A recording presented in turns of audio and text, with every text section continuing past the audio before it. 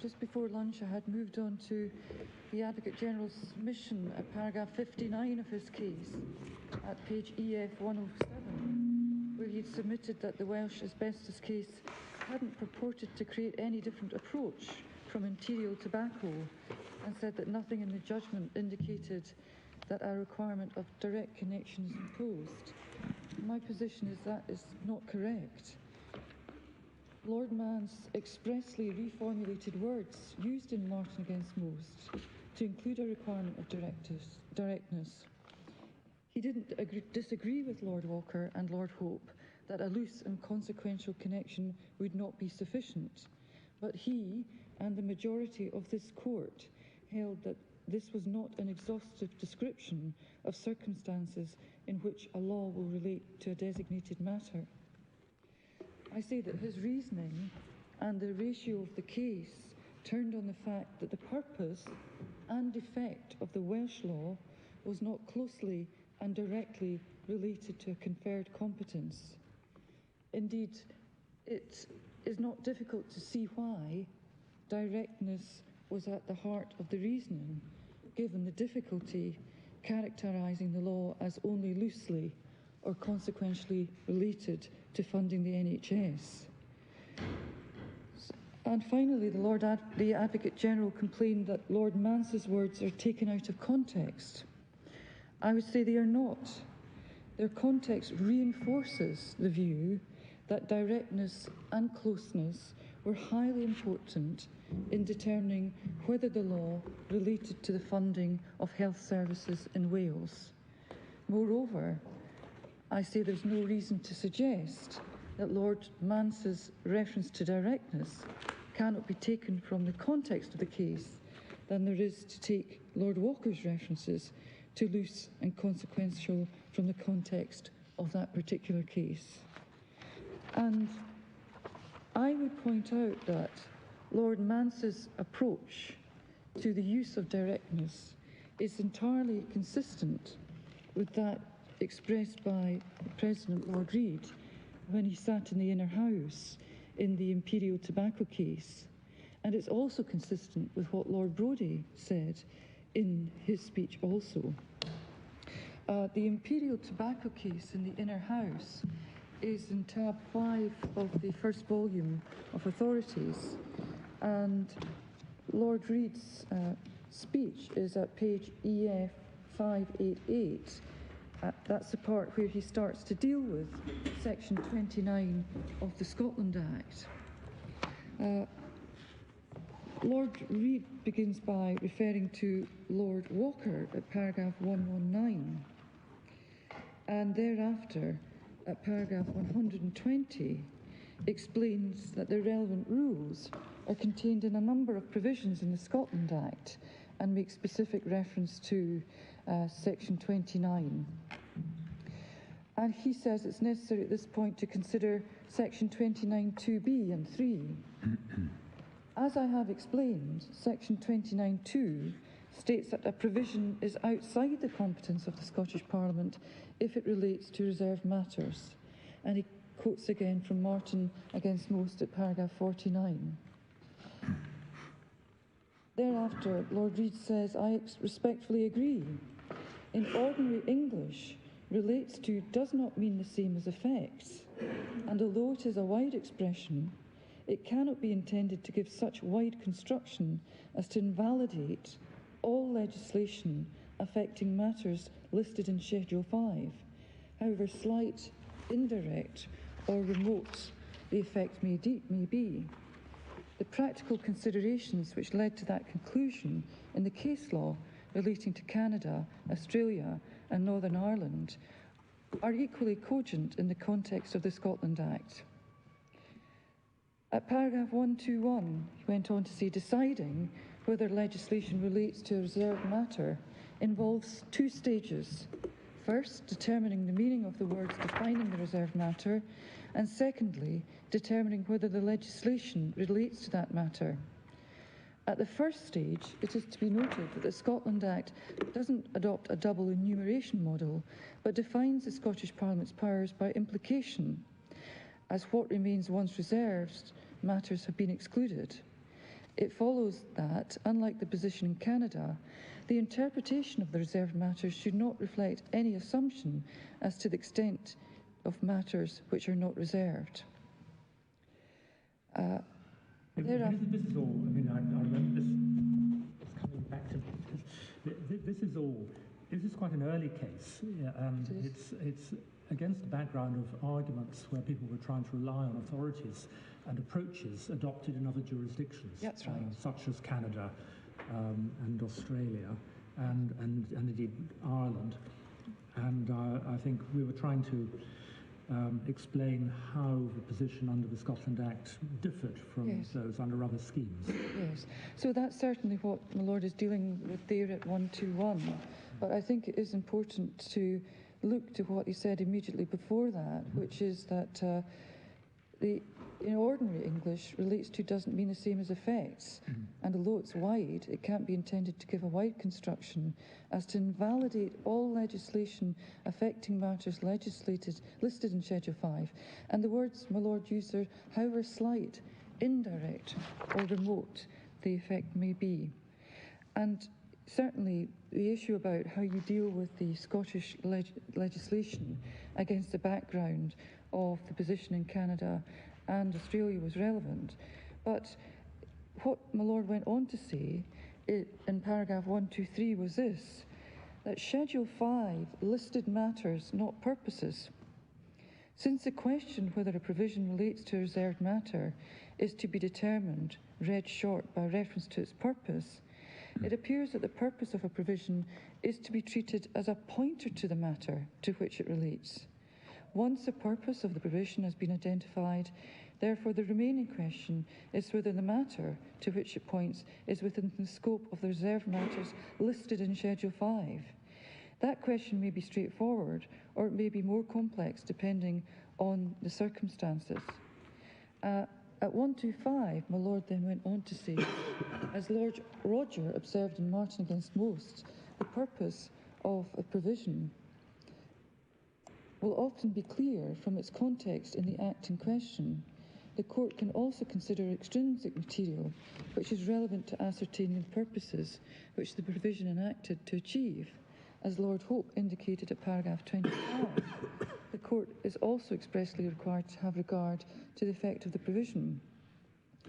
But what I think is important is when we go over to paragraph 133, we see how my Lord brings all of that together.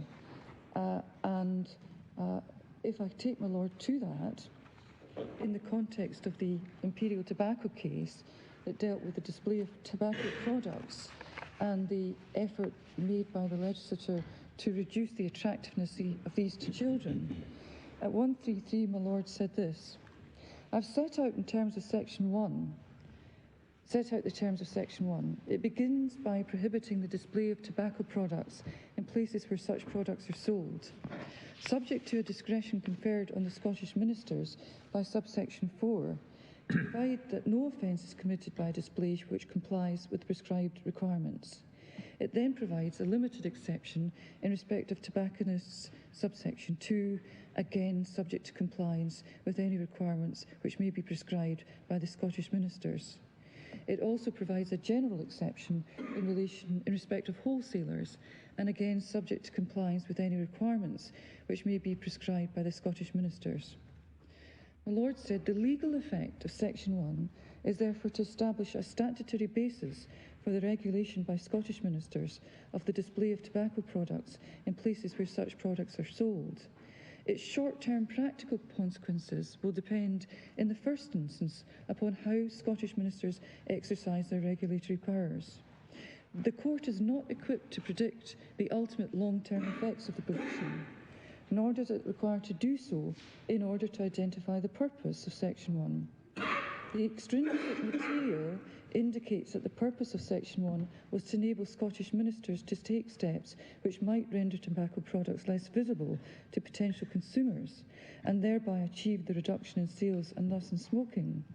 The legal effect is consistent with that purpose. So I say, my Lord here, specifically in his speech and in his analysis, drew the attention to the requirement of directness as an element of the test.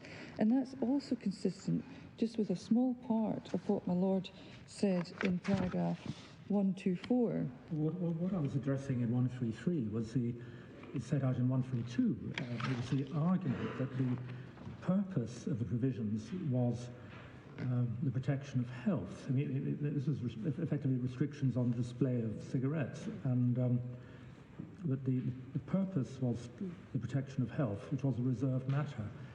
And the approach I took to it, as you've just shown, was to say, well, was to look at more immediate purposes rather than an ultimate purpose, which who knows whether or not it would be achieved. Yes, I understand that from my Lord's reasoning. But what's interesting is certainly the attention to detail and the need to understand whether it was more than an incidental or indirect effect. And that was really something that my Lord also touched on when he was dealing with a slightly different matter in paragraph 124. Because in that paragraph, my Lord was dealing with a situation where a provision is enacted to achieve a number of objectives, and it might relate to more than just one matter that's reserved. I think the language my Lord used here is also important. So I think in 124, my Lord was saying in particular, although section 29.3 refers to the purpose of the provision in the singular, in real life legislation may be enacted in order to achieve a number of objectives. In such a situation, it may be unrealistic to regard a provision as relating only to a single matter, and it's possible that in such a situation, one of the matters to which it relates may be reserved, and another may not.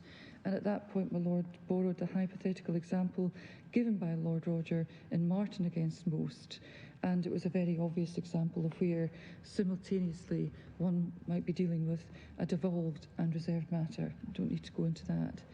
Goes on to say this though, unlike the position in Canada, where legislation must be characterised as relating to only one predominant matter in order to avoid a conflict between the two lists, it may be arguable that the court is not driven by the logic of the Scotland Act to follow that approach. I would therefore wish to reserve my opinion as to the correctness of the argument of counsel for the respondent, that even if the provisions in issue relate in more than a merely incidental or indirect manner to the regulation of the sale of goods to consumers, they are nevertheless within devolved competence because their predominant purpose is the protection of health. Now, we're looking at a slightly different aspect here, but again, my Lord turns to looking at this language of incidental or indirect, and that's exactly how Lord Mance approached the issue in the Welsh Asbestos Case. He was looking for a directness as an element to the test, and I think that's also consistent with what Lord Brodie said at page EF 623 to 624 at paragraph 202.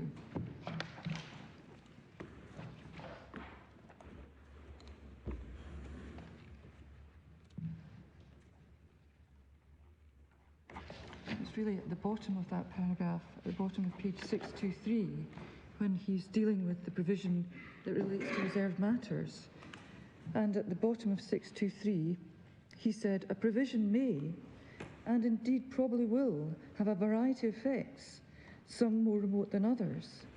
In such a case, it is the more proximate or direct or crucial effect that's of importance. Incidental effects are to be disregarded. As was put in the passage from W&A MacArthur Limited against Queensland, quoted by Lord Walker in his opinion in Martin against Most, we have to determine in each case what is the subject of the legislation, what the subject of the Act with respect to, what it affects, not things or operations it may indirectly affect. So that I say that rather than Lord Mance's approach being an outlier or inconsistent with that expressed by others, it's entirely consistent with what his approach is entirely consistent with the way in which my Lord and Lord Brodie approached the matter in the Imperial tobacco case in the Inner House. There was no criticism of this approach at all by Lord Hope in the House of Lords, and it's important to have regard to when we think about the way in which we approach the reservations in the Scotland Act and just how we deal with the question of the subject matter, whether or not it concerns subject matter of a devolved or reserved power. So I say that further consideration to this particular issue was given by this court in the Continuity Bill case. That's authority at tab 11, volume 1, and at EF 822. And that was a case in which this court held that a bill of the Scottish Parliament would only relate to the reserved matter of international relations if, by its terms, it sought to disrupt or interfere with the conduct of international relations by the UK government. The court stated that there is relatively little scope for Scottish legislation to relate to international relations unless such legislation were to purport to deal with the power of ministers of the Crown to exercise its prerogative in foreign affairs or create a state of law in Scotland which affected the effectual exercise of that power. And that's at paragraph 32 of that decision. It's also, I'll just get the page, EF 837. I think it's also helpful, though, to look at paragraph 33 of that judgment.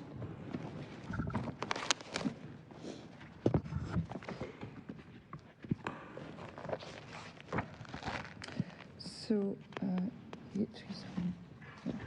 So I quoted there in paragraph 30, but then in paragraph 33, it's very helpful to look there at what the court lists in relation to the proposed legislation that does or does not have the necessary connection or effect.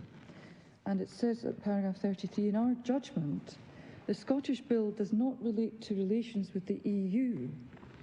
It will take effect at a time when there will be no legal relations with the EU unless a further treaty is made with the EU. And then lists the things that the bill doesn't do. The Scottish Bill does not purport to deal with any legal rule affecting the power of ministers of the Crown to negotiate such a treaty, or otherwise to conduct the UK's relations with the EU. It doesn't purport to affect the way in which current negotiations between the UK and the EU are conducted. It simply regulates the legal consequences in Scotland of the cessation of EU law as a source of domestic law relating to devolved matters, which will result from the withdrawal from the EU already authorised by the UK Parliament. This is something the Scottish Parliament is competent to do, provided that it does so consistently with the powers reserved in the Scotland Act to the UK Parliament and with legislation and rules of law protected under Schedule 4, and 2, that its legislation does not relate to other reserved matters. Parts of the argument of the UK law officers appear to suggest a wider objection that separate Scottish legislation about the consequences of withdrawal is legally untidy, politically inconvenient, or redundant in the light of corresponding UK legislation. But we are not concerned with supposed objections of this kind, which go to the wisdom of the legislation and not its competence. So the court in continuity, the court's reasoning in continuity placed considerable emphasis on the need for there to be some form of practical or legal effect or impact of the law on the reserved matter. That is entirely consistent and in accordance with the approach taken in the Welsh asbestos case and with the same way in which my Lord approached matters in the Imperial tobacco case.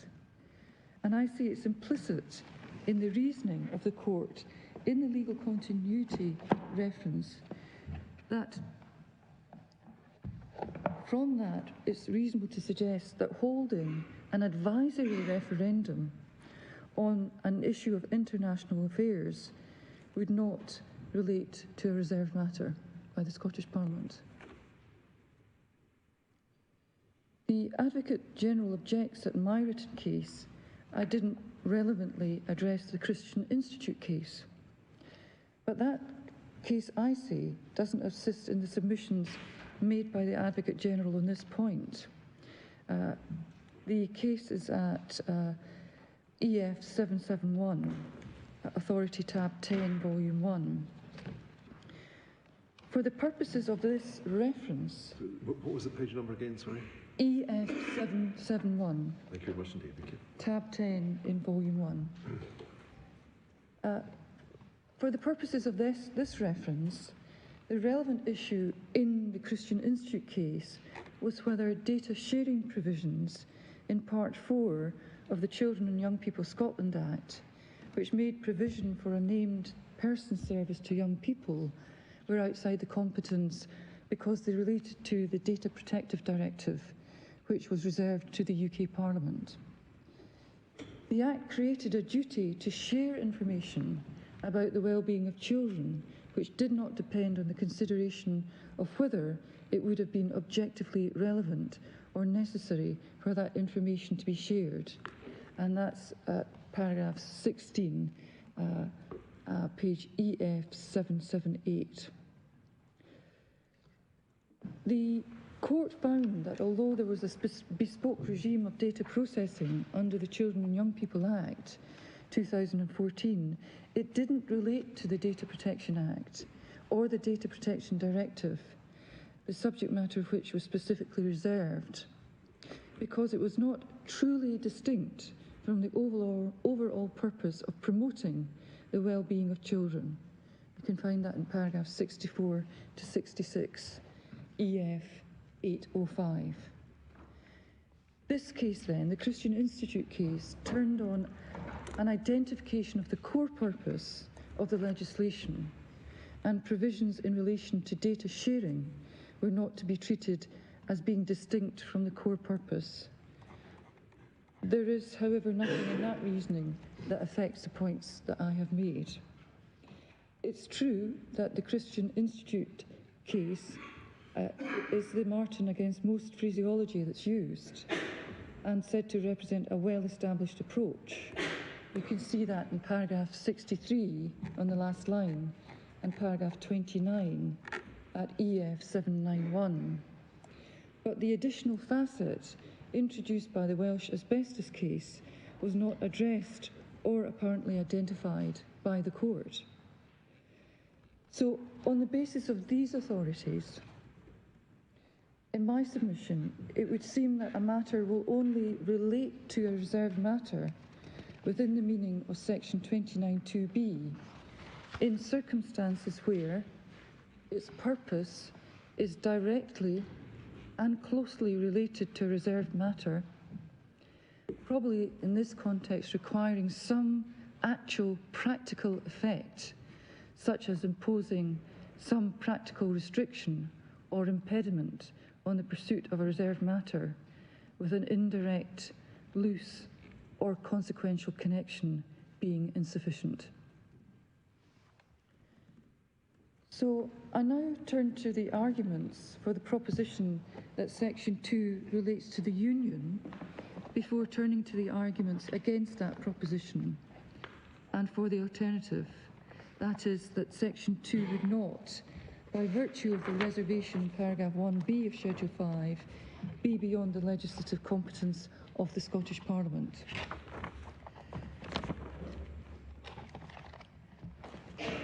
The argument that the referred provisions of the proposed bill relate to the Union I can take reasonably briefly, given that the Advocate General has set out the case in detail and maintains that this is the correct analysis of the law. I say there's no real difficulty as to what the reserved matter means. Whilst I noted the incongruity in the statute referring to the Union of England and Scotland rather than the Union of the United Kingdom, including Northern Ireland, nothing turns on this. The Union is a legal union between what were formerly politically and legally independent kingdoms. The purpose of this being reserved is equally clear. The purpose of the provisions in paragraph 1 of Schedule 5 in reserving matters relating to certain aspects of the Constitution is that the matters in which the United Kingdom as a whole has an interest should continue to be the responsibility of the UK Parliament at Westminster. And the relevant authorities that I would refer to in that regard are Imperial Tobacco at paragraph 29, Lord Hope of Craighead, with whom the other members of the court agreed. That's at page 645. And that was the point repeated in the Christian Institute case, where again Lord Reid said a similar thing at paragraph 65. Again in authorities at page EP 805. The different arguments turn not on any difference of view or uncertainty as to the meaning of the Union. Rather, they turn on what it means for legislation to relate to the Union. The argument against competence has essentially 5 elements. The first is this: the subject matter of the referendum question, asking whether Scotland should be an independent country, concerns the unions of the kingdoms of Scotland and England.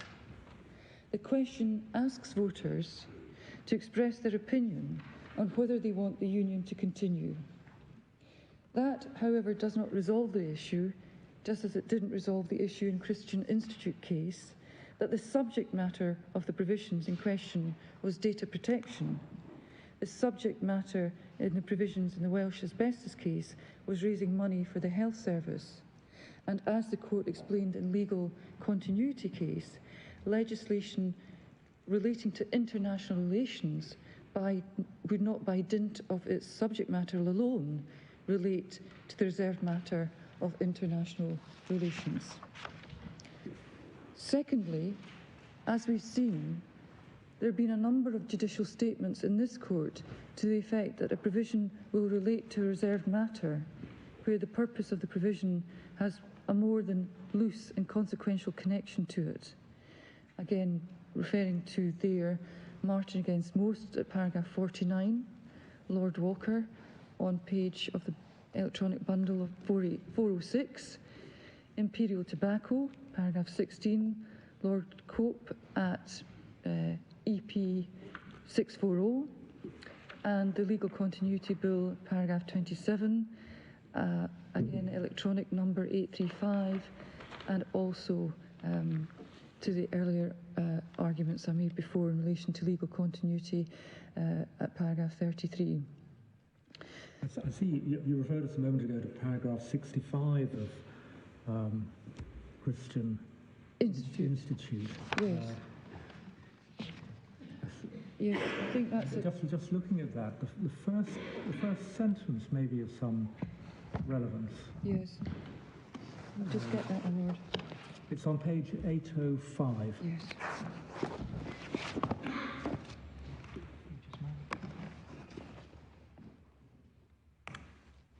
And my lord said the first... the first sentence struck me as possibly being of some significance if we're trying to apply these provisions about reserved matters. Yes, so there it says it's important to bear in mind the central aim of the provisions in the Scotland Act concerning reserved matters, explained in paragraph 28, that matters in which the UK has a whole interest should continue to be the responsibility of the UK Parliament. Yeah. That's right. Yeah. Yeah. So the Union and Parliament itself are obviously examples. I'm so sorry, my lord. So the matters listed in Schedule 5, such as the Union and the Parliament of the UK, are obviously examples of matters in which the UK as a whole has an interest. Yes, I see that, my lord. And I suppose it's the question, and I'll come on to talk about this a little later, is whether or not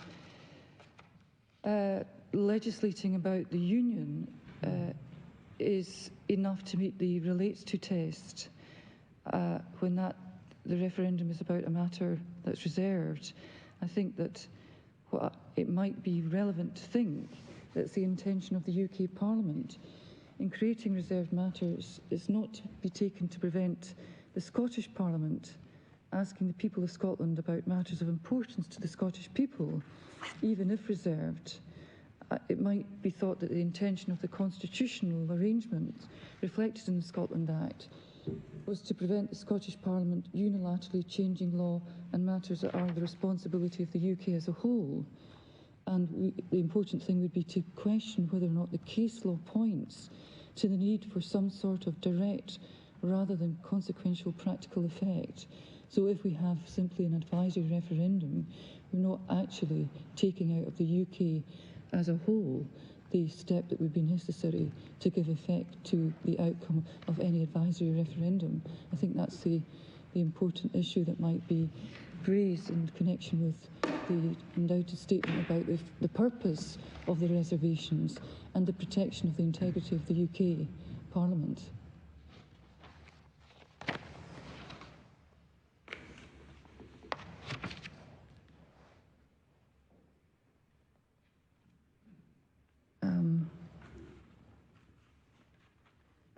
So I was dealing with the arguments against competence, and the third one that I would point to is that although the immediate purpose or direct object of the proposed bill is simply to ascertain the wishes of the Scottish electorate on the question of independence, a wide variety of background materials, which are admissible aids to identifying the purpose of legal provision, and refer to Martin against most at paragraph 25 there, electronic folder at page 397,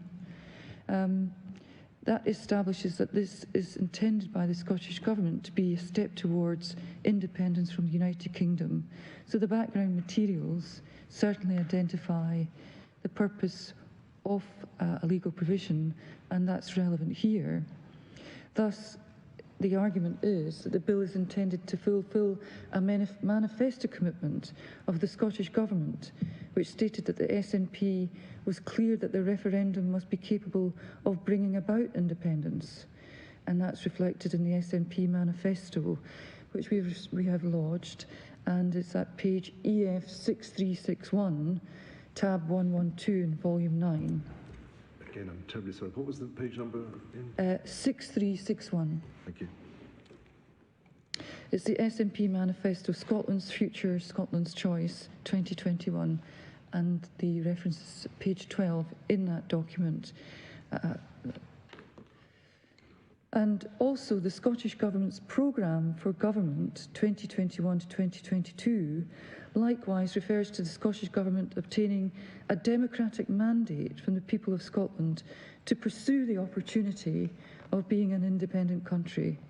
And that's reflected in the First Minister's foreword in the Programme for Government 2021 to 2022 at pages 6426 and through to 6430. Fourthly, as to effect, the proposed bill would have the legal effect, among other things, of authorising election officials to administer a vote and allocating resources to them to do so on whether the union should end. It is therefore arguable that it's not devoid of any legal consequences. Fifthly, although the referendum would have no legal effect on the union, the practical effect of a vote would be politically significant. That point was recognised by the majority in Miller at paragraph 124, which is in volume 5 of the Authorities, number 57. And it said that whilst the referendum leaving the EU had no legal effects, that way in no way means it's devoid of effect. And the page number there is 3429 in relation to that quote. Indeed, the case went on to say, on the contrary, it was said to be of great political significance. At paragraph 125 of Miller, this court quotes from the House of Lords Constitution Committee in its 12th report, 2009-10, Referendums in the UK, House of Lords paper 99, stated that even where a referendum is advisory only, it would be difficult for Parliament to ignore a decisive expression of public opinion. And that quote comes from page 5900 in the electronic bundle and is at paragraph 197 of the House of Lords Committee report. So taking these points together, there is a clear and cogent argument that the Scottish Parliament doesn't have the power to enact a law providing for an independence referendum. The Union is a matter in which the whole of the United Kingdom has an interest and for which the UK Parliament retains primary constitutional responsibility. A referendum on Scottish independence would have more than a loose or consequential connection with the reserved matter of the Union, because the purpose of such a referendum would include that of obtaining support for the creation of a Scottish state and the independence of Scotland from the United Kingdom. So, I understand the arguments that have been put forward by you on both sides of the equation, leaving a state of indecision, and so that you can't advise one way or the other. Well, you can't positively advise that a Section 31 statement can be made. Yes. But looking at individual matters which are raised, for instance, political significance, do you submit that it hasn't got political significance, or you say it's an irrelevant factor? Or, I say, be realistic about it. It does have political significance, just as the vote in relation to the withdrawal from the EU for UK had great political significance. But ultimately, when it comes to determining the purpose of the provision and its legal effect, the political fallout of that is irrelevant for this court. And that's really in line with what this court has said in Continuity Bill at paragraph 11 and indeed at paragraph 33, where the wisdom of the provision is not for this court. The politics of the issue is not for this court. And it's just as Lord Hope said in when he mentioned the fact that the question of political motivation is a different issue. So the politics of this, yes, we can see that it would have a political effect, but ultimately for this court is deciding a question of law, in respect of which they do not take account of the political effect of any vote that would arise from Scotland in relation to an advisory referendum. That has to be the approach, and it's certainly the approach that this court has spoken about frequently in the way in which they deal with these often sensitive constitutional matters. And accordingly, paragraph 124 of Miller has to be read. Yes, that's right. And I think what was important in the Miller case was what Lord Neuberger said about what would then follow on from the advisory referendum, which is that there would have to be a vote in Parliament. And the members of Parliament were duty-bound constitutionally to vote on that. I can't quite remember his words as to how they should vote, but they certainly had a constitutional responsibility to vote in relation to that matter as to whether or not they approved or otherwise of the decision of the referendum. Yes, and Miller... I do apologise, but you also referred to the background materials. Are those background materials admissible? So I think when one looks at the I think paragraph 25 of Martin against Most, yes, and the discussion in Imperial Tobacco in the Inner House, yes, and in the House of Lords, they are relevant to inform the whole circumstances. They would be relevant to your consideration as to the effect in all the circumstances. Certainly they would. That's why I refer to them here. They are relevant materials. Yeah. But I think Miller wasn't looking at the purpose of the referendum under the Scotland Act. It was looking at something else. when it was being discussed in that case. But there's no question about the background being relevant, but ultimately the decision of this court is a decision that has to be one on a purely legal basis, and it is a legal question for this court. So I now turn to the argument that the Scottish Parliament does have competence to legislate for the referendum. As I've explained, in the anticipation of the focus of the Advocate General submission, I'll spend more time looking at this argument, and I submit as 6 strands to it. Firstly, the statutory test set out in section 29(3) is expressly directed to ascertaining whether the purpose of a provision, having regard in particular to its effect, relates to a reserved matter. The focus is not on the subject matter of the question asked of the population. It's therefore not sufficient to establish the requisite nexus between a legislative measure and a reserved matter, that the legislation concerns the reserved subject matter, or, in the context of a referendum, that it asks people about that subject matter. Secondly, this court has held that there must be a direct connection and sufficiently close connection between the purpose of a provision and a reserved matter. And I refer to paragraph 27 of the Welsh asbestos case, which I've looked at previously. It's at page 735 of the electronic folder.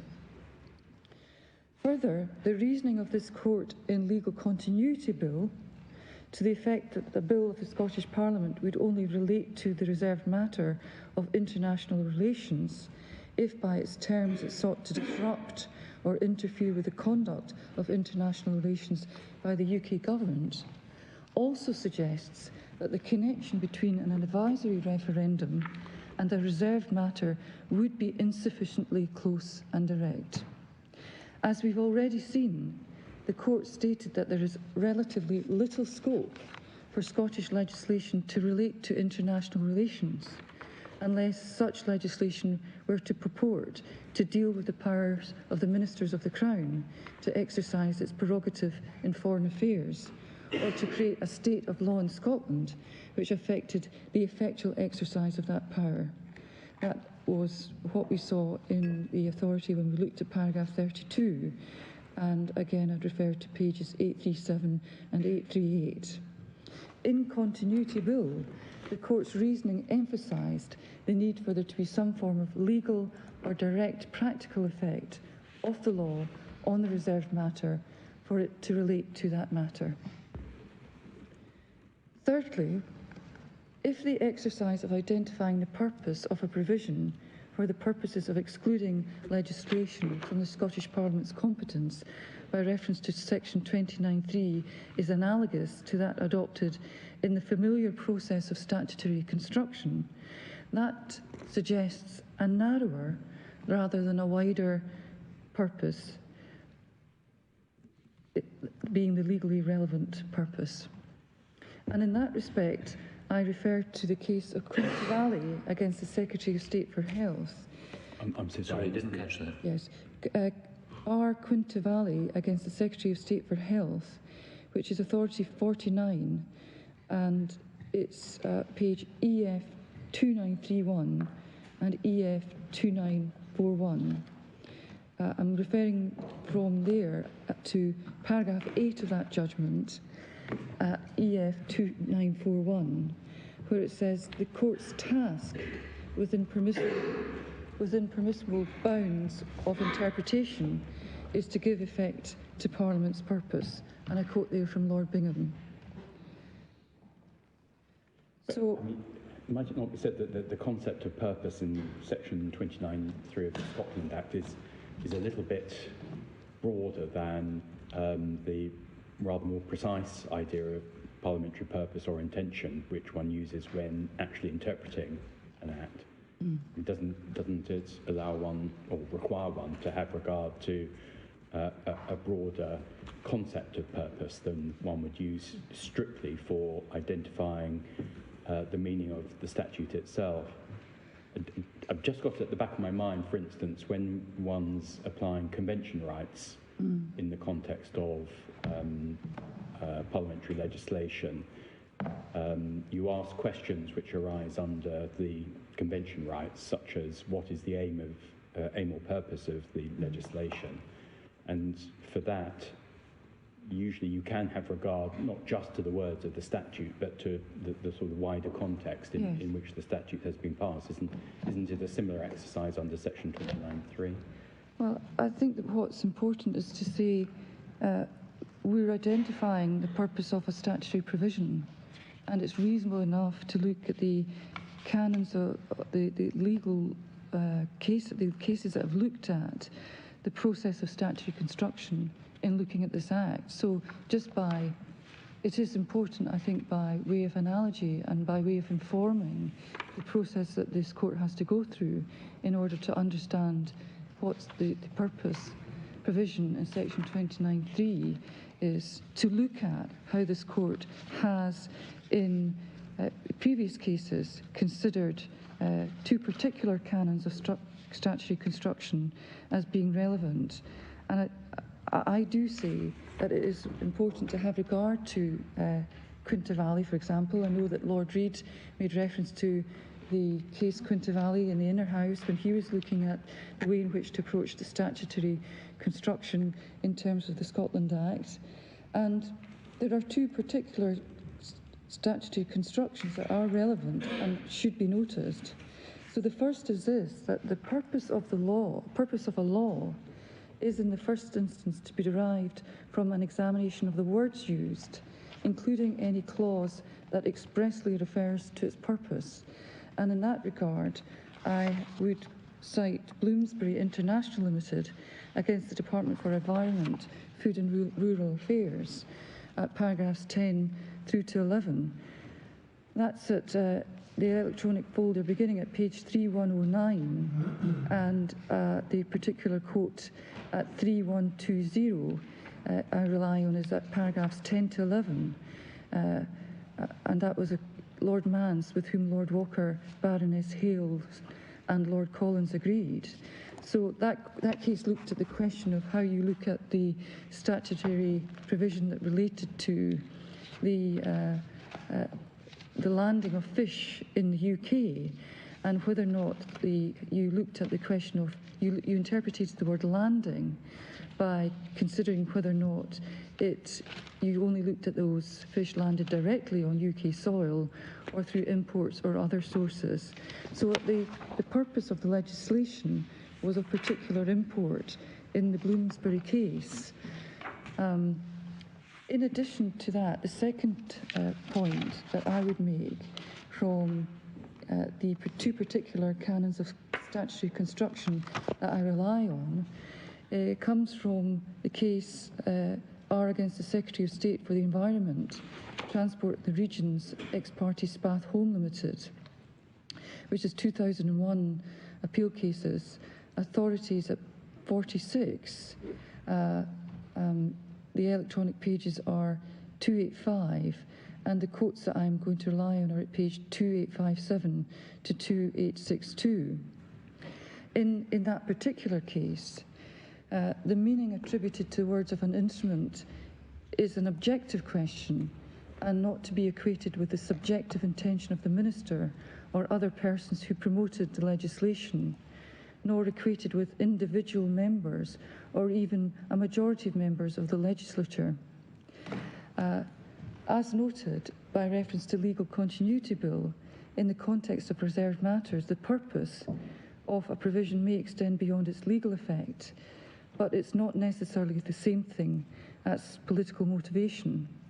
So I think that whilst there is obviously some care to be taken on applying those canons of construction, I do say that they point to the legally relevant purpose of the proposed bill being the holding of a referendum to ascertain the views of the people of Scotland on the issue of independence, and not the motivations and wider aspirations of the individual parliamentarians or members of the Scottish Government. And I would remind the Court that Section 1 of the Bill, the purpose provision in the Bill, is that it's to make provision for ascertaining the views of the people of Scotland. That is the purpose of the Bill, and it's clearly stated. The purpose doesn't extend to securing independence. The purpose of the Bill is to ascertain the views of the people of Scotland. Ascertaining those views is, in this Bill, the legally relevant purpose, and it would not relate to the reservation of the Union in paragraph 1b of Schedule 5. The question that would be posed to the Scottish people is neutral between a yes and a no vote. The terms of the proposed question are therefore neutral as to whether Scotland should be independent. The form of the question to be used is to be approved by the Electoral Commission, and it is the same form of question that was used in the 2014 referendum. Section 2.5 of the Referendum Scotland Act, which we've looked at, which is at EF 2175, would require the Electoral Commission to consider the wording of the question and publish a statement as to its intelligibility as soon as practicable after the introduction of the bill. And more generally, the proposed bill is not directed at any particular outcome. Indeed, the general provisions on the conduct of the referendum, which are adopted in the bill by Section 4, are directed towards ensuring a fair and balanced campaign. Such a bill could be supported by parliamentarians and others who want the Scottish voters to reject independence. So the question to be posed is neutral. And therefore the motivations and wider ambitions of the Scottish Government represent a subjective intention which is not to be equated with the objective purpose of the bill.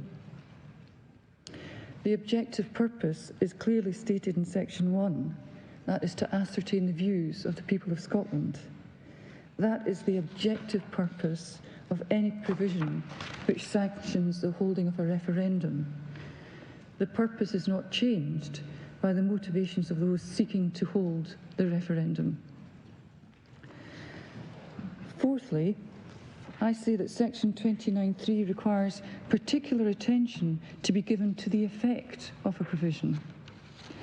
The limited legal and practical effect of a bill to hold an advisory referendum can be said to support the view that the purpose of such an instrument is to ascertain the views of the people of Scotland that relates to the Union in only an indirect or consequential way. So the legal effects of the bill would be limited to the facilitating the holding of a referendum vote, identifying those eligible to vote, the timing of the vote, and the affirming that the Referendum Scotland Act 2020 would apply. The bill would not purport to alter or impede any legal rule constituting or affecting the union of the kingdoms of Scotland and England, either directly or indirectly. The referendum would have no prescribed legal consequences arising from its result. It is not, unlike some other referendums, self-executing. For example, the 2011 referendum on the parliamentary voting system. The Advocate General refers to the legal effects in terms of organising and holding of a referendum. I say that these can be argued as not being legally relevant effects. They would only be relevant legal effects if the reserved matter was the holding of a referendum. But as we've seen, holding referendums is not reserved. To the extent that the Advocate General points to the authority conferred upon returning officers and the like, in no way can those be said to be anything other than loosely and consequently connected to the reservation in paragraph 1b of Schedule 5. Beyond the immediate effect of ascertaining the will of the people of Scotland, the practical effects of an advisory referendum are properly characterised as speculative, and there is authority that speculative consequences do not establish the requisite nexus required by section 29(2)(c). My Lord Reid in Imperial Tobacco emphasised that the courts are not equipped to speculate on what consequences will follow the enactment of laws beyond those that they prescribe. He stated at paragraph 133, electronic folder 592, that the court is not equipped to predict the ultimate long-term effects of the provision. Furthermore, it can be argued that it would also not be constitutionally appropriate for this court to take account of the possibility of future legislation of the UK Parliament. In Yalland and others, at paragraph 19, Lord Justice Lloyd Jones and Justice Lewis in the Divisional Court emphasised that the court should not seek to second-guess whether legislation will be passed by the UK Parliament. At paragraph 19, he said whether any legislation is to be introduced and the form that any legislation should take is a matter for Parliament itself and not a matter for the courts. And to similar effect, Sir John Donaldson, Master of the Rolls, in R against Her Majesty's Advocate, Treasury ex partes medley, 1985, Queen's Bench, at page 666 C to D, which is at page 2667 of the folder, said it behoves the courts to be ever sensitive to the paramount need to refrain from trespassing on the province of Parliament. Likewise, this court cannot second-guess the UK's Parliament's responses if a referendum returned a result in favour of independence. As Lord Neuberger stressed in Muhan, parliamentarians are not bound to vote in accordance with the outcome of a referendum. So therefore, in referring to the effect of a provision in section 29(3), the UK Parliament should be presumed to have meant the direct effects prescribed by the terms of the legislation, and in any event, not effects that are contingent or dependent on future legislation to be enacted by the UK Parliament. And further, the following other points can be made about the wider effects of the proposed bill. Firstly, the consequences attendant on the outcome of the referendum would be political. The Government of the United Kingdom has given no assurance or undertaking as to how it would act if the referendum returned was a yes vote. Even if a majority of voters were in favour of independence, then the practical realisation of independence would be dependent on political decisions and actions of a number of independent parties and bodies, in particular the Scottish Government, the Scottish Parliament, the UK Government and the UK Parliament. As I've just mentioned in Muhan, Lord Neuberger explained at paragraph 47 that if the issue came before the UK Parliament following a Scottish vote for independence, members of the UK Parliament would be free, indeed constitutionally bound, to vote as they saw fit. And the fifth strand to the argument is that the objection that the aim of Schedule 5 is to reserve to the UK Parliament matters of concern to the entire UK, and comments made by the UK Government in the 1997 White Paper concerning the integrity of the United Kingdom can be answered really in much the same way. The holding of a purely advisory referendum does not take the question of the Union out of the hands of the UK Parliament, nor does it purport to do so. the 1997 White Paper did not address the question of referendums, and it cannot be taken as suggesting that the Scottish Government is precluded from ascertaining the views of the population of Scotland on any subject matter reserved to the UK Parliament.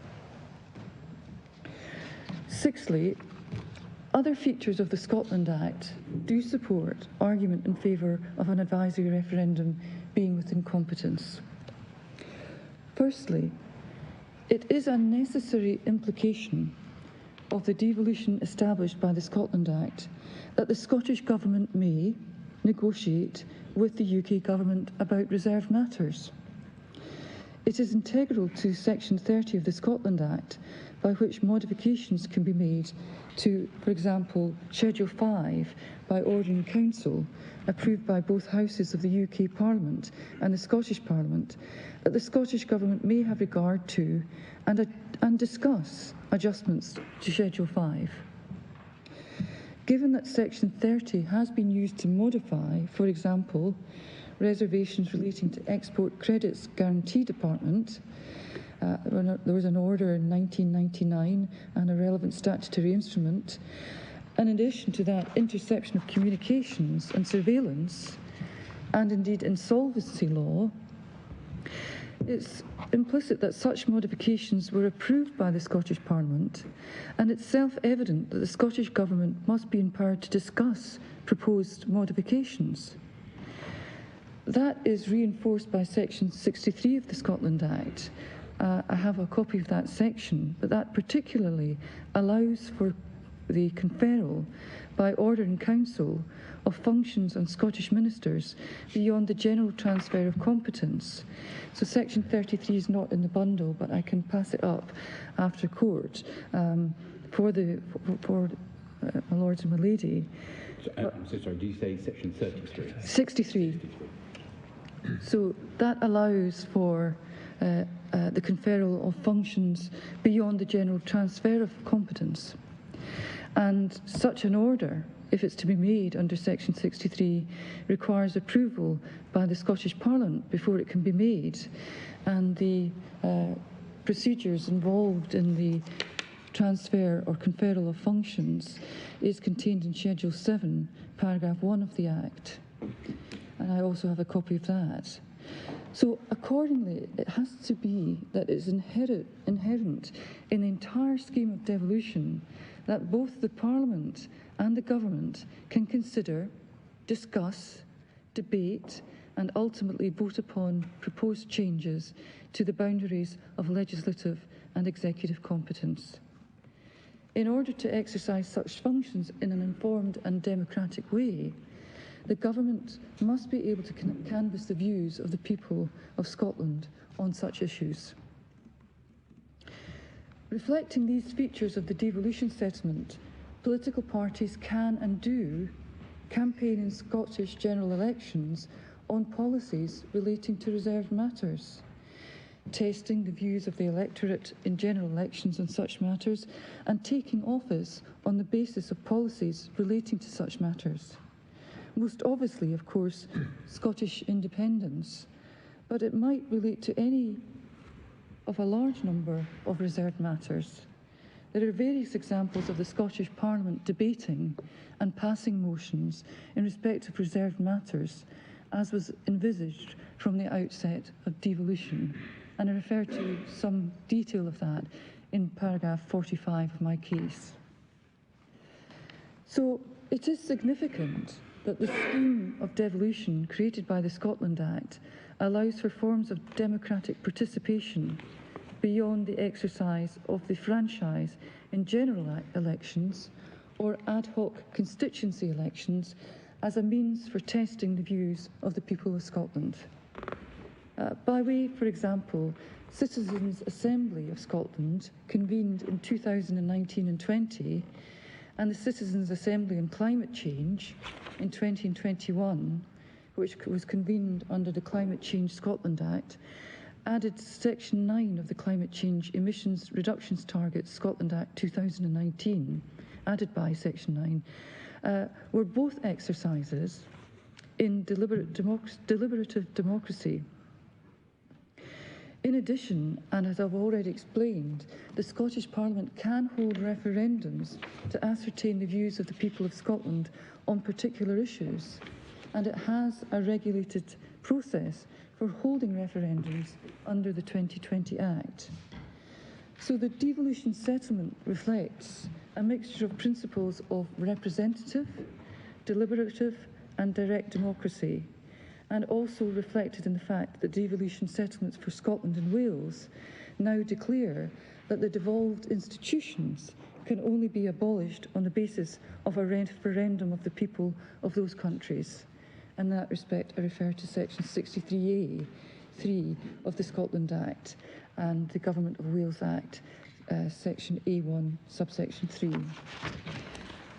The Northern Ireland Act of 1999, in implementation of the international legal obligations under the Belfast Good Friday Agreement, includes a referendum requirement in respect of Northern Ireland's place in the UK, and that is section 1 of that Act. So given these features of the Scotland Act and the manner in which the devolution settlement operates, there are reasons for concluding that the Scottish Parliament is not constrained when ascertaining the will of the Scottish people, and that it can do so even where the question is concerned with the subject matter of a reserved matter. Notably, both of the citizens' assemblies referred to above produced recommendations concerning reserved matters. Such matters, merely by dint of being reserved, are not as such no-go areas for the Scottish Parliament or the Scottish ministers, and they're entitled to ascertain the views of the population on them. If they could not do so, the Scottish ministers would be precluded from consulting the people of Scotland on a wide variety of issues, whether by referendum or other form of consultation exercise. By way of example, casinos or daylight saving time provisions. These are in B9 and L5 of Schedule 5. These are reservations. So they couldn't, for example, consult the Scottish people on whether or not the way in which our clocks operate in Scotland, which can sometimes be challenging for young people going to school in the morning during the winter times, they couldn't consult on whether or not there is a reason to consider that there should be at least some discussion with the UK Parliament about changing daylight saving time. So I say that the Scottish ministers, it can be argued, are not precluded from consulting the people of Scotland on a wide variety of issues, and they are not precluded to consult the people of Scotland on the issue of independence. So to summarise my points, the words and provisions of the bill indicate that the legally relevant purpose is to ascertain the wishes of the people of Scotland on their own future. The wider motivations and aspirations of the Scottish Government and other political parties are not legally relevant. The legal consequences of the bill are relevantly nil. Any practical effects beyond ascertaining the views of the people of Scotland are speculative, consequential and indirect, and should not be properly taken into account. It can therefore be argued that the purpose of an advisory referendum, such as prescribed in the Scottish Independence Referendum Bill, has at best an indirect or consequential connection. I refer to the Welsh asbestos case at paragraph 27, and so it has at least an at best indirect or consequential effect to the Union, and it doesn't have a direct or short-term effect. And I refer there to Imperial tobacco against the Lord Advocate in the Inner House at paragraph 133. It doesn't have the connection or involve some practical impediment or other effect necessary for it to be outside competence. So even if the criteria included purposes that had a loose or consequential connection to the Union, ascertaining the wishes of the Scottish people with its purely indirect, contingent, and speculative consequences for the Union would be insufficient to satisfy the test. So can I then conclude on the issue of the reservation of the Union? Whether the referred provisions relate to the reservation of the Union depends to a significant extent on how broad a meaning is given to the effect of any referendum within terms of section 29(3). If its effect, for the purpose of determining whether it relates to the reservation of the Union, embraces the political consequences of any yes vote, then it may be beyond the competence of the Scottish Parliament. If, however, its effect is determined by its legal consequences and immediate effect, obtaining the views of the Scottish people on the subject matter of a reserved matter, then it may not relate to the reservation and thus would be within the competence of the Scottish Parliament. So then, moving on to the arguments as to whether or not the referred provisions relate to the Parliament of the United Kingdom, in that respect refer to Schedule 5, Paragraph 1c. Paragraph 1c of Schedule 5 identifies that the Parliament of the United Kingdom is a reserved matter. In Legal Continuity Bill, it was held that the reservation encompasses the sovereignty of Parliament, and I refer there to Paragraph 61. So the argument that the referred provisions relate to the reserved matter of the Parliament is as follows. If Scotland became independent, this would involve a reduction in the scope of the UK Parliament's powers, and I refer to Muan at page 672 at paragraphs 17, 71, 91 and 102. Indeed, if Scotland became an independent country, members would no longer be returned to the UK Parliament from Scotland, and it would become the Parliament of England, Wales and Northern Ireland. The purpose of holding a referendum on independence, even though it is advisory in nature, would be a purpose that relates to such a diminution in the power of the UK Parliament for essentially the same reasons that I've given in relation to the issue of competence. In relation to the case that the reserved provisions do not relate to the Parliament of the UK, the argument that the referred provisions do not relate to the reserved matter of the Parliament is as follows. The Legal Continuity Bill case made clear that the reservation of the Parliament of the UK is not infringed in circumstances where the authority of the Parliament to change the law is not affected. It therefore dismissed a submission that Section 17 of the UK withdrawal from the EU Legal Continuity Scotland Bill, which would have made specified delegated EU legislation dependent on the consent of the Scottish ministers before it could take effect in Scotland, related to the Parliament of the United Kingdom. This court at paragraph 63 held, nor are we persuaded that Section 17 impinges upon the sovereignty of Parliament. Section 17 does not purport to alter the fundamental constitutional principle that the Crown and Parliament is the ultimate source of legal authority, nor would it have that effect. Parliament would remain sovereign even if Section 17 became law. The court preferred to analyse any practical impacts on the ability of the UK Parliament to realise its policy goals by reference to Section 28(7 by means of Schedule 4. At paragraph 64, the court makes reference there, but the provision of Section 28(7 doesn't arise on this reference. But since the proposed bill would establish only an advisory referendum, it would not purport to restrict the powers, authority or jurisdiction of the UK Parliament. It would not be analogous to the UK withdrawal from EU Legal Continuity Scotland Bill in having direct legal and practical effects on the UK legislation. Changes to certain of the Articles of Union can only be effected by the UK Parliament. That's paragraph 1(2) of Schedule 4 to the Scotland Act. And the UK Parliament's constitutional role is entirely unrestricted by an advisory referendum.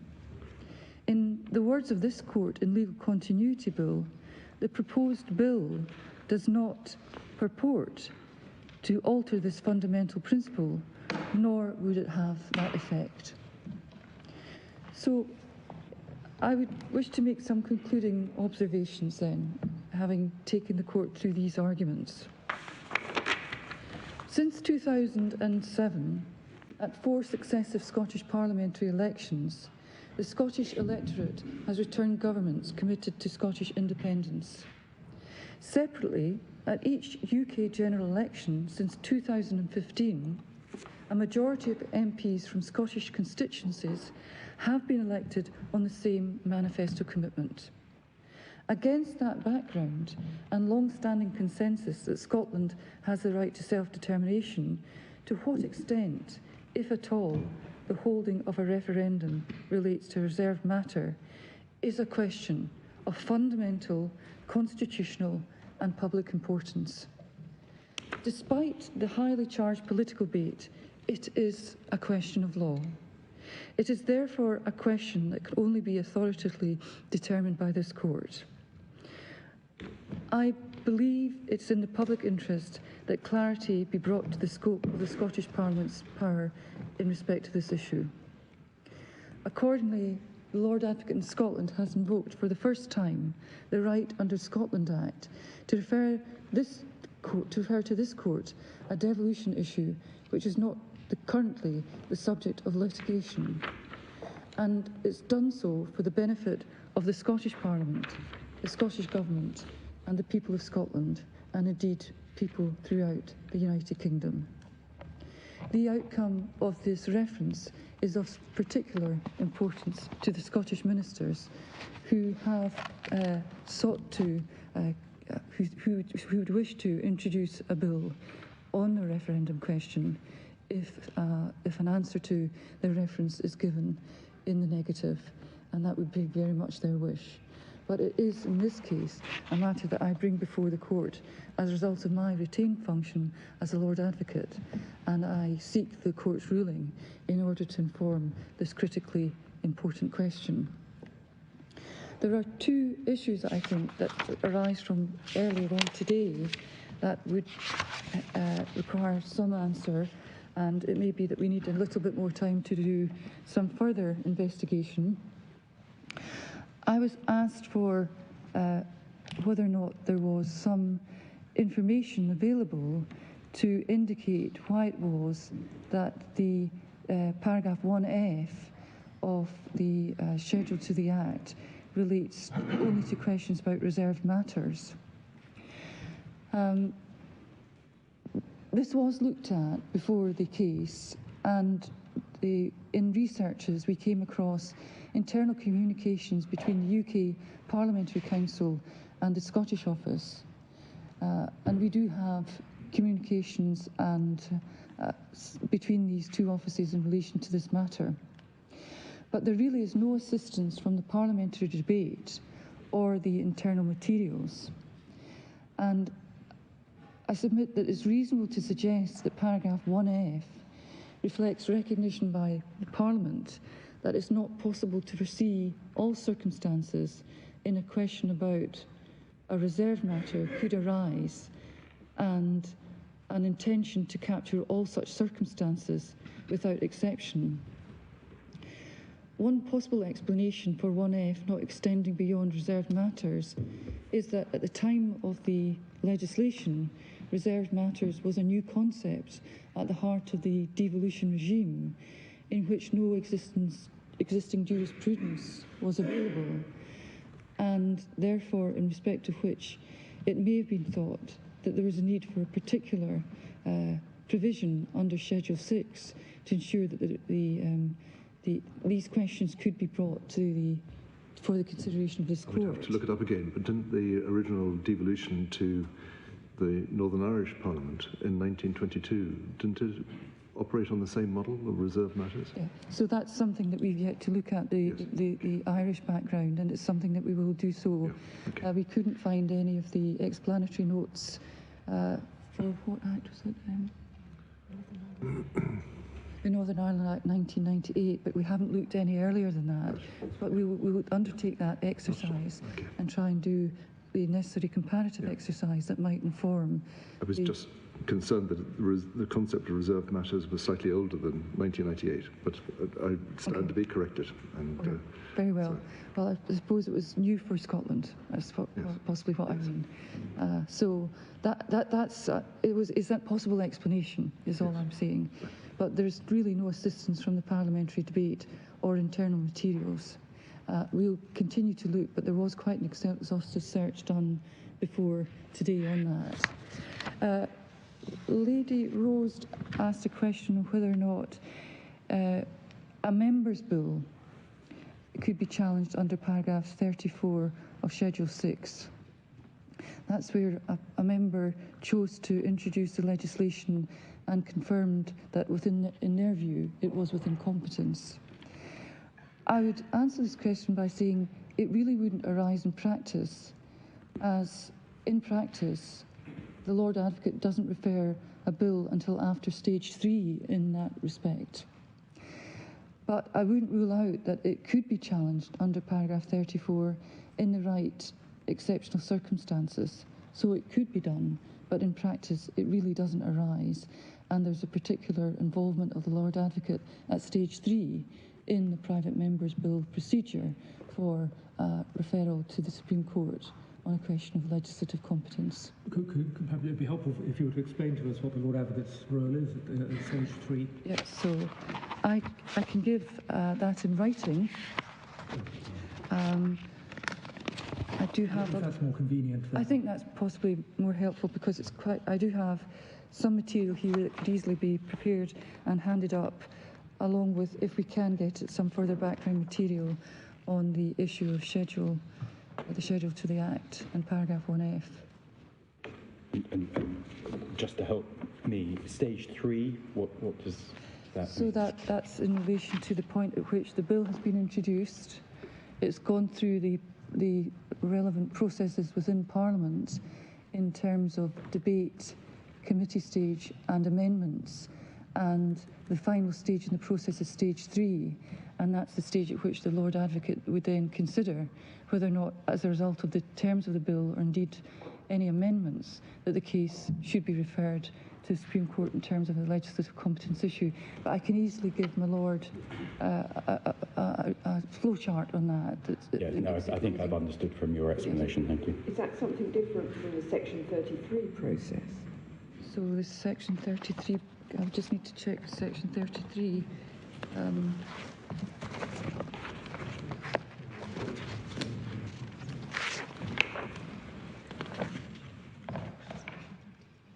It would be within that, yeah. I think it's part of Section 33 process, but it's just called Stage 3, I suppose. It's part of the process within Section 33 that there is the scrutiny of the bills. As I understand it, stage 3 is essentially the temporal period defined in Section 33, subsection 2. Yes. Right.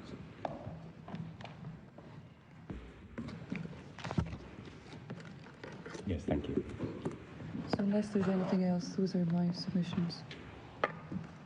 No, we're most grateful, Lord Advocate.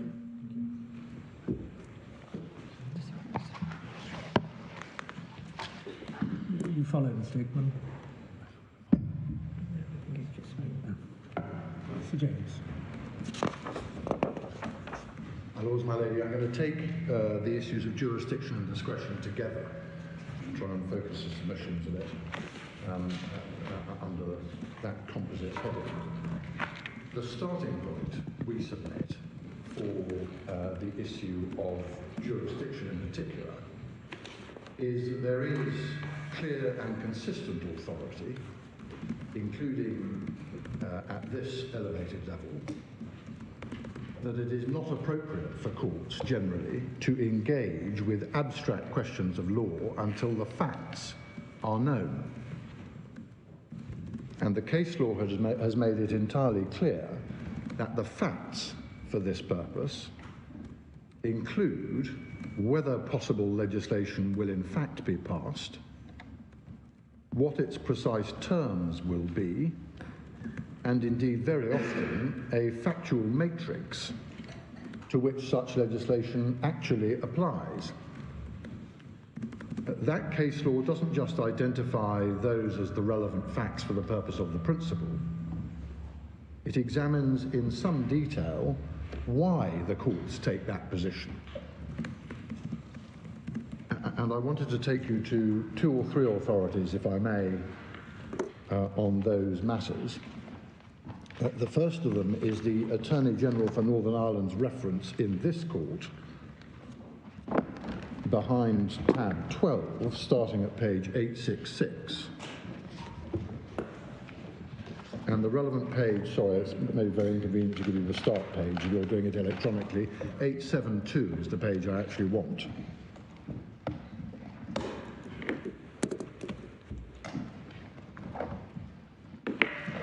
And you'll see the sentence at the beginning of paragraph 28 at the bottom of 872. In general, it is desirable that legal questions be determined against the background of a clear factual matrix rather than as theoretical or academic issues of law. And then you'll see in the remainder of the paragraph, which I don't read out, the basic reasons for that. It was a theme to which Lord Kerr returned in the second of the Attorney General references. I don't take you to that second Attorney General reference now, because we've summarised the relevant bit in our case at paragraph 37. So that's the first set of cases, as it were. The second of them is a decision of Lord Justice Lloyd Jones, as he then was, and Mr. Justice Lewis in Yallen, to which reference has already been made. That is behind tab 56, and the relevant paragraph for our purpose is on page 3317 in the electronics. 3317.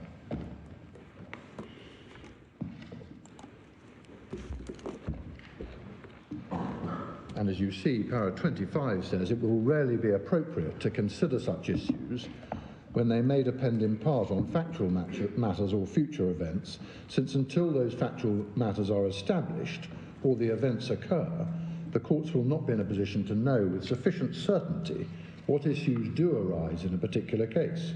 Similarly, when matters may depend upon or be affected by future legislation, it will generally not be appropriate to make rulings on questions of law until the precise terms of any legislation are known.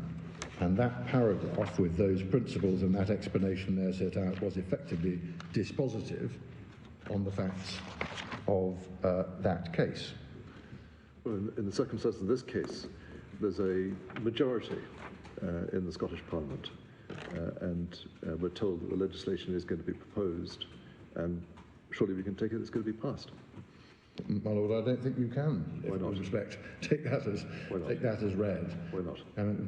People might have different views. MPs haven't yet voted. The mere fact that there's a government majority may lead to that result, and it may not.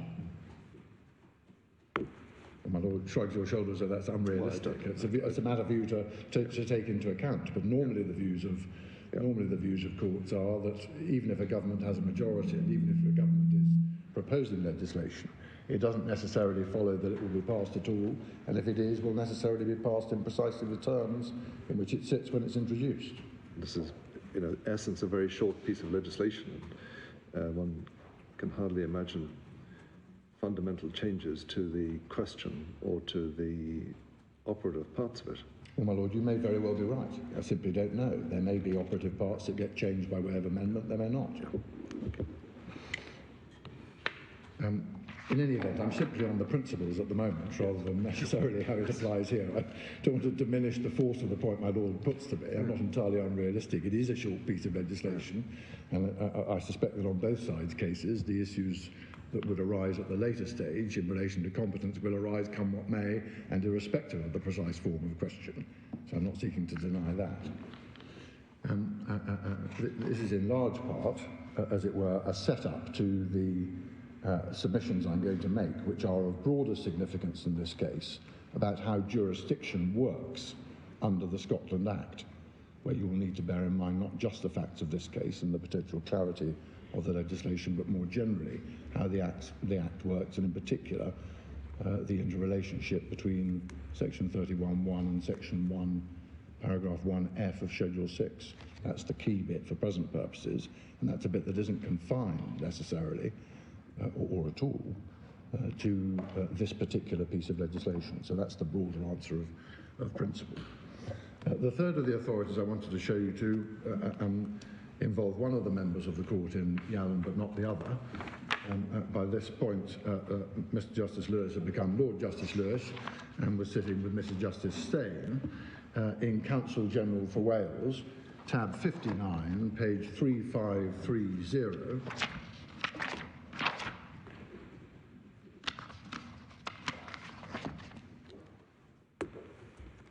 And the relevant paragraph for present purposes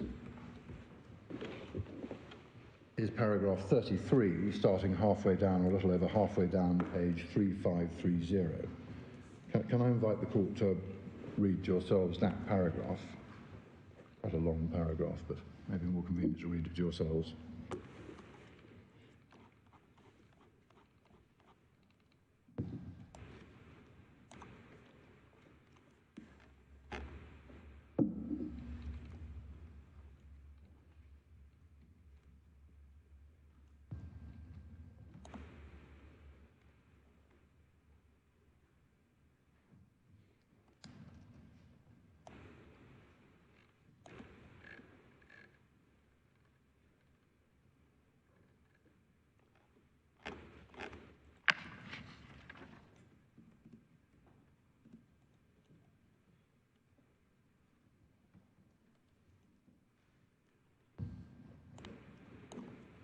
So you see the themes. Governments, law officers and everyone else, and legislatures must inevitably form their own view about whether proposed legislation is compatible with various superarching pieces of legislation, e.g. the HRA. There's nothing new or surprising or unfortunate that the courts get involved only after legislation is enacted and not before. And the reason for that is because courts do not, in general terms, for all the reasons I've gone through, give advisory declarations in the abstract. The court specifically noted in that paragraph, as you've seen, that the equivalent law officers and the presiding officer in Wales were likely to have to form a view about competence and reference,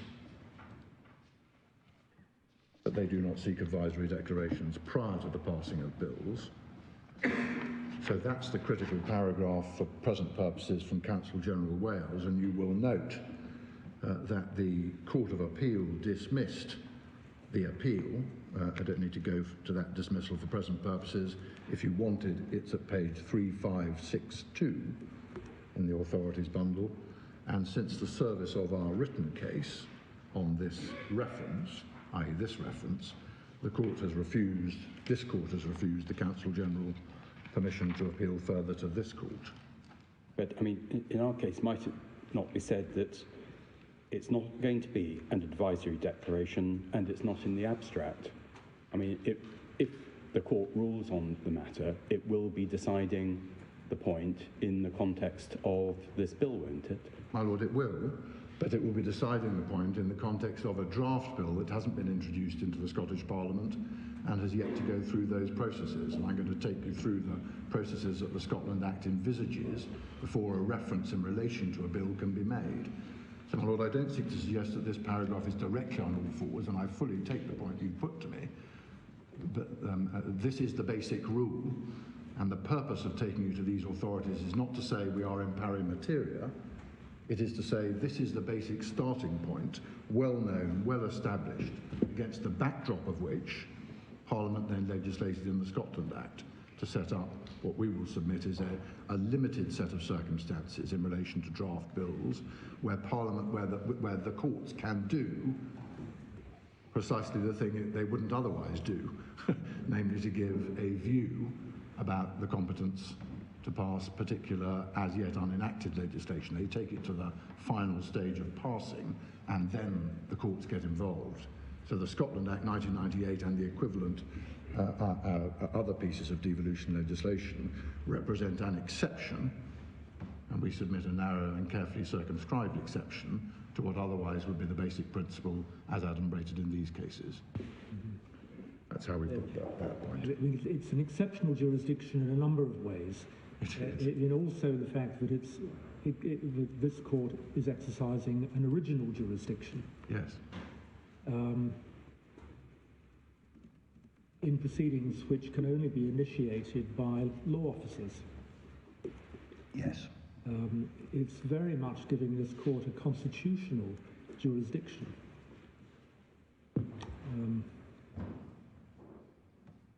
So it's somewhat different from, for example, the judicial review proceedings in the Counsel General case. My Lord, it is. And as I say, I don't seek to rely upon these cases being in pari materia. They're obviously different. You've got to deal with a specific, constitutionally centred, original jurisdiction that is set out in the Scotland Act. The question is, how far does that go? Yeah. That's the ultimate question of interpretation, which is the issue we're going to have to grapple with. Keating's, I was going to refer to as the final in the quartet of cases establishing the general principle, might be thought to be a little bit closer to our sort of situation, particularly in relation to the facts. And Keating's is behind tab 14, and the relevant passages for present purposes start on 899.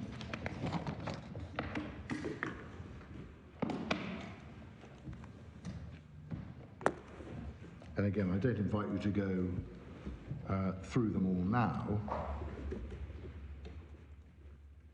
but you will see from the reasoning of the court, this is Lord Carloway, the reasoning of the court at paragraphs 51, and particularly 51 through to the end of 55, reject the attempt to inveigle the court into ruling on the draft piece of legislation for a referendum of the kind that we're concerned with, and they did so on the basis of those traditional principles. There were lots of imponderables in that case, including whether or not a bill would in fact be introduced and how it was going to turn out. And many of those imponderables do at least have some resonance here. The bill hadn't been introduced.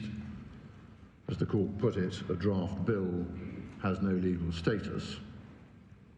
If introduced, a bill may or may not be passed by the Scottish Parliament, said the court. The form of the bill introduced may be different. No matter what its initial form, said the court, it may be amended. Now, again, it could have been said to those representing the Advocate General in that case, well, isn't it obvious? They've got a majority. It's a pretty straightforward piece of legislation, but they were imponderable enough, at least for that purpose, to lead the court to the conclusion that you see set out in paragraph 55. I thought at that stage the result of the election wasn't known. My Lord, it wasn't. So there were more imponderables here, as I entirely accept. Yeah. But the ones I identified just now were taken as imponderables, as it were, from the reasoning of the court, as you see in paragraph 55. So we do submit that that basic principle is the key starting point, at the least, in considering the meaning and effect of the Scotland Act, and is important in considering discretion if you get to that stage. I wanted then to turn directly to the Act, recognising that this is a question of interpretation of the Scotland Act, with all its status of the kind my Lord the President has just reminded us of. And so far as the Act is concerned, I wanted to make two key initial points, if I may. And the first is that the legislation, that's the Scotland Act, sets out a carefully regulated and specific timetable and set of requirements before a reference can be made of a bill.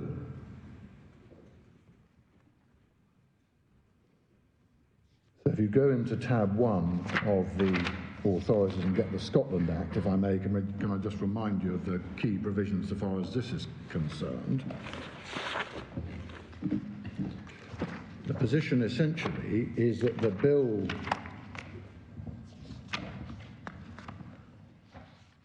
must have been passed or approved in accordance with any standing orders that are made under section 36(1) and 5. I take that from section 33 sub 2 on page 141.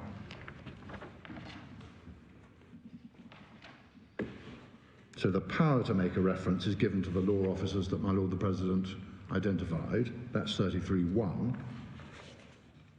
May refer the question whether a bill or any provision of a bill would be within legislative competence. And we know what that means. That means the section 29(2) question. In other words, the various bases on which it would be outside that competence.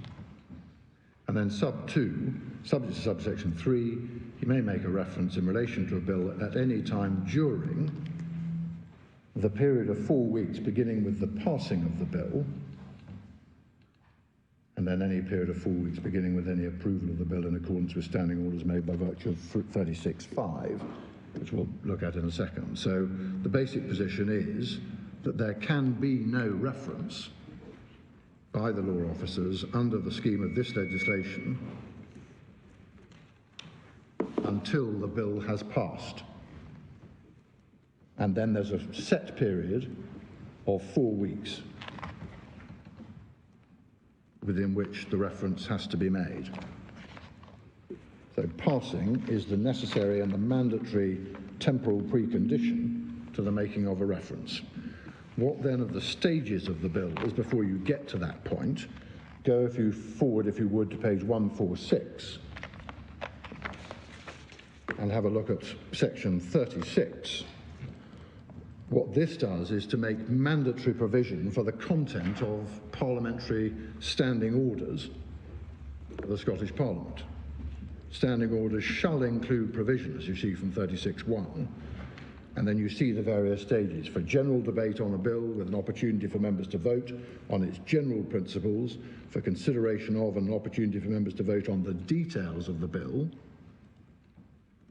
and for a final stage at which a bill can be passed or rejected. So all of those things have to happen before the trigger in 33 for a reference can be made. And that's for a pretty obvious reason, which is to thrash out the content and actual detailed nature of the bill before any power to make a reference is made.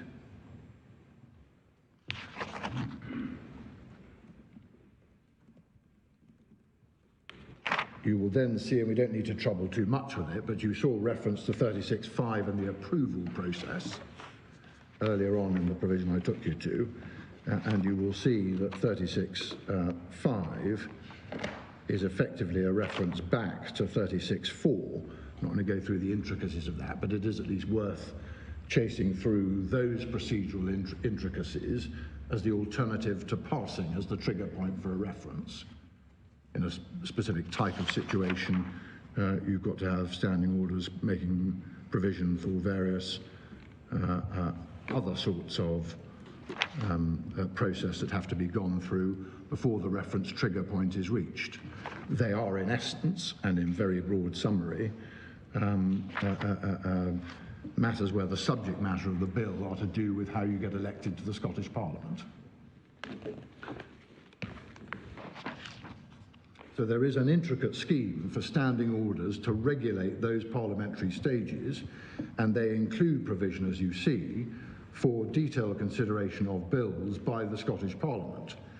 The prescribed legislative stages include specified opportunities for legislative reconsideration after the Supreme Court determines any reference. So there's provision made in this Act not merely for the process that leads you to the reference jump-off point, But there are also provisions in the legislation that deal very specifically with going back to the Scottish Parliament after the Supreme Court has determined a reference. See, for that purpose, section 36, sub 4,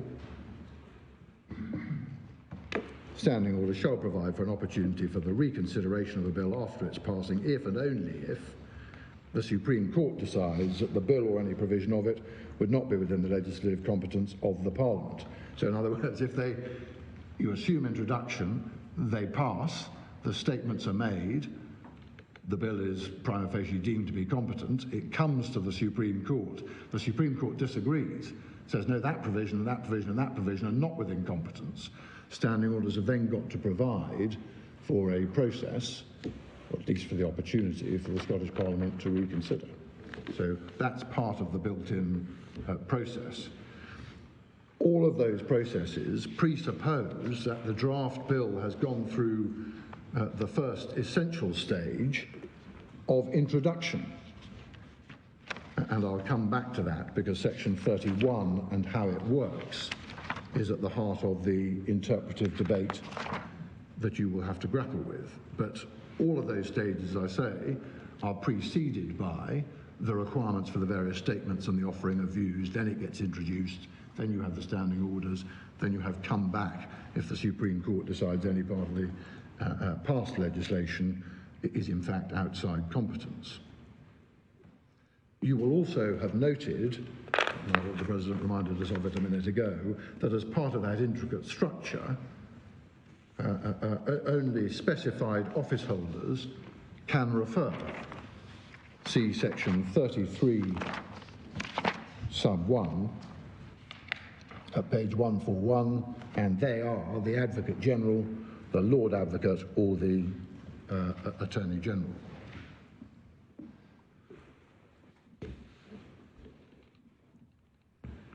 You will also note, just to complete the intricacy of the process, section 32 sub 2, which is part of the provisions governing references and so on, and entirely obvious why this provision needed to be made.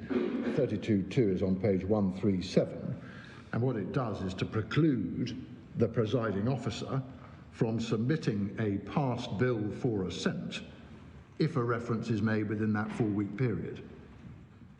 You can see why you would need that, because otherwise the bill was submitted for assent before the Supreme Court had offered the constitutional view on competence. So the key point to be derived from this suite of provisions, with all their care and intricacy, is that the United Kingdom Parliament in the Scotland Act has required that the stages of the legislative process in the Scottish Parliament be completed. The legislation specifically sets the end of that Scottish parliamentary consideration as the trigger for the 4-week window referred to in section 33.2.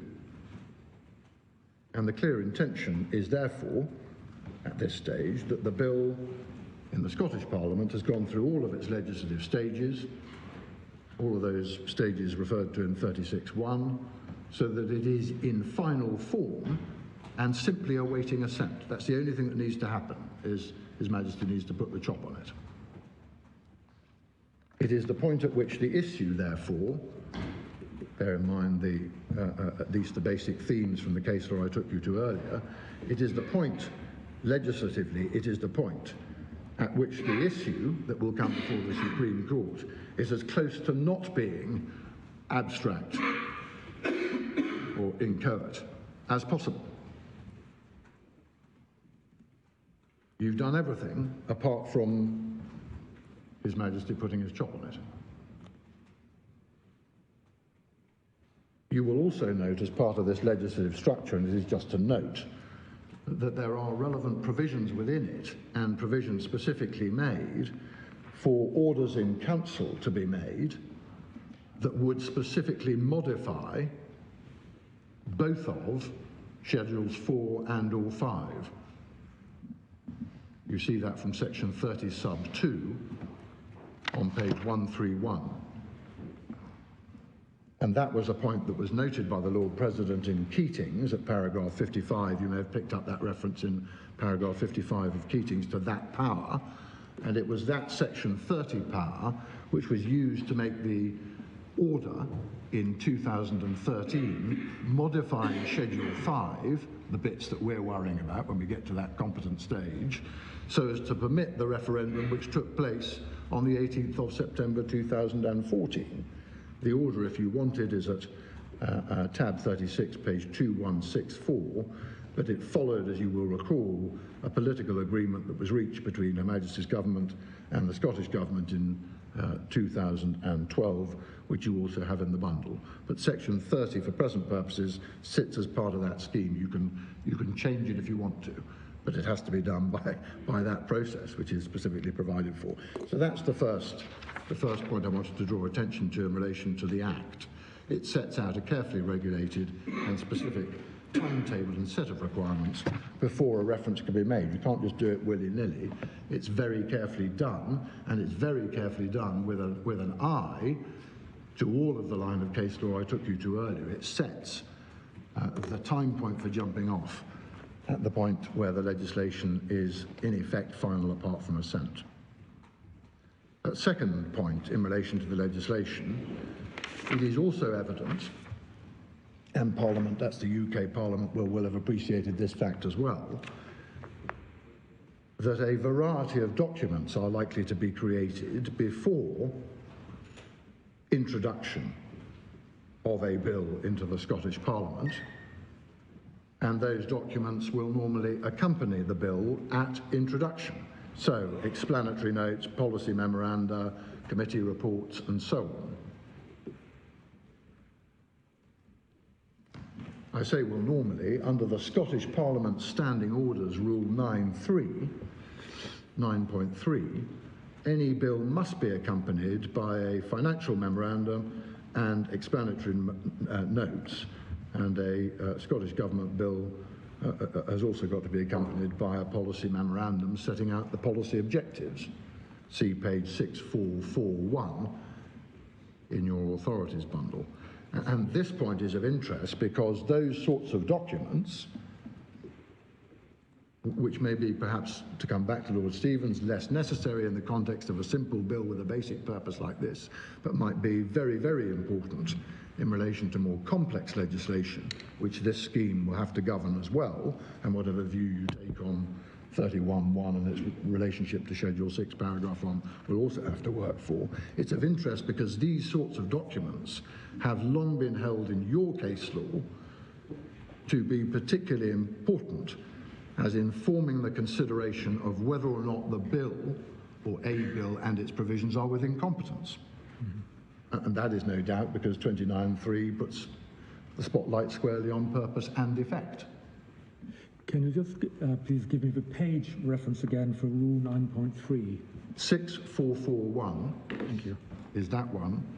And the importance of these sorts of documents, again, it's trite, so you probably don't need a reference, but if you wanted one, Martin and Most per Lord Hope at paragraph 25, page 397, but we've given you a host of other cases, no doubt unnecessarily, in our case at paragraph 13, which are references to the same end. The point is that those sorts of documents are likely in many cases to be integral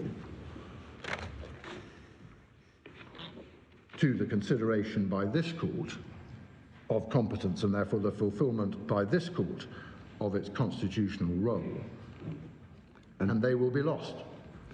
And do those documents also include party political manifestos and statements by on behalf of a political party? My Lord, I'm not sure that those documents referred to in the Standing Order Rule will include those sorts of documents. But I don't think, if that's the purport of your question, that there's been anything in the case law, as it were, that limits for this purpose the source but from which you might derive assistance as to purpose. Does that make sense as an answer?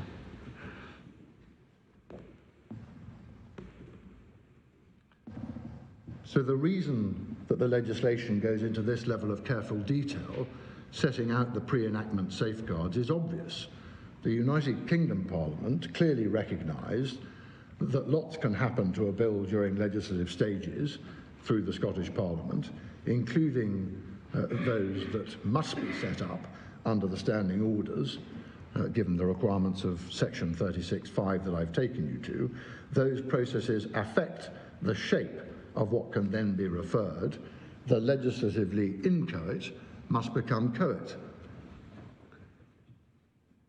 The United Kingdom Parliament also clearly recognised that if references are made in compliance with those safeguards, the issues that the Supreme Court will need to consider will then be capable of being considered with maximum certainty and with the maximum degree of assistance that can be provided to the important constitutional role, and indeed, to hark back to my Lord President's point, to the original jurisdiction that this court is then having to undertake under the Section 33 reference process. And all of this, we respectfully submit, was clearly and squarely recognised, i.e. all of this being the basic design and structure of the legislation, by Lord Carloway in Keating's, see in particular paragraph 60 at page 901. So perhaps to finish today, can I just make twin submissions at this point in the argument? The twin submissions are, first, that Parliament has been prepared to countenance a departure from the usual approach of abstinence, judicial abstinence, but has done so on terms. As a general rule, you don't give advisory opinions on hypothetical provisions in the abstract, still less on proposed legislation, because, or not least because, that draws courts into policy making and legislative functions in a pretty uncomfortable way, and you need, therefore, the clear parliamentary authority that you have in the Scotland Act to enable that process to be undertaken. So the devolution legislation gives you, as it were, that legislative permission, but it does so in a very carefully delimited way that has obviously been designed with an eye to that case law, because all of the thrust of all of those provisions is to try to make as certain as can possibly be done that by the time it gets to you, the Act is in as final form as can possibly be mustered prior to it actually becoming law. And the second submission, which I leave you with for the purpose of today, is that with respect, the Lord Advocate's interpretation of the tail end and unspecific words that finish off Schedule 6, paragraph 1F, bypasses / undermines all of that. It is no answer to that point for the Lord Advocate to say, as she does, this is not a bill reference, so Section 33 is irrelevant. The Lord Advocate has carefully and deliberately chosen to frame her referred question around the terms of a draft bill. She's no doubt done so to try to reduce the force of the argument that it seeks a judicial ruling in the abstract, but the fact that it is not a bill reference under Section 33 is nothing to the point. Of course it isn't. But that is no answer to the objection that referring a draft bill at this stage, which has not reached the Section 33 stage, circumvents the exclusive statutory scheme that Parliament has gone to all that trouble to set up, with all the demerits that that process, or that jumping of the process, entails. How do you get to the Section 33 stage if you cannot genuinely make a Section 31 statement?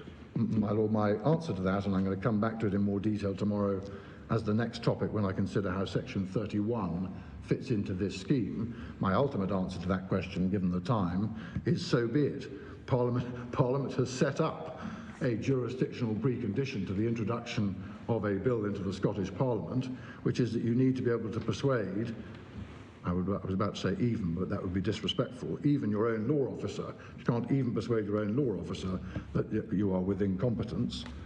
The shutters come down under the scheme of this legislation. That's our ultimate answer to that question. But I'll return, if I may, in a little more detail to Section 31 tomorrow. Well, in that case, we'll adjourn there for the day and resume at 10:30 tomorrow morning.